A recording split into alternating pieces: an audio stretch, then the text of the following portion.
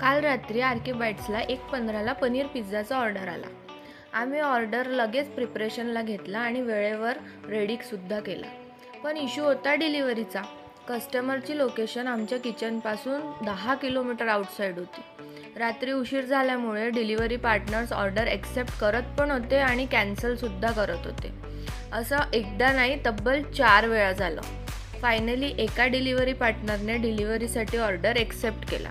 पण ह्या सगळ्या प्रोसेसमध्ये कस्टमरपर्यंत पिझ्झा पोहोचायला जवळपास 2 तास लागले. त्यानंतर कस्टमरने कंप्लेंटसुद्धा केली, पिझ्झा कोल्ड आहे, रिफंड पाहिजे. पण एक गोष्ट विचार करा, जेव्हा 2 तास डिलिव्हरीला लागतात तेव्हा पिझ्झा गरम कसा राहणार? ते प्रॅक्टिकली पॉसिबल आहे का? आर.के. बाईट्सकडून ऑर्डर टाईमवर रेडी होता. डिले फक्त लाँग डिस्टन्स आणि डिलिव्हरी इश्यूमुळे झाला.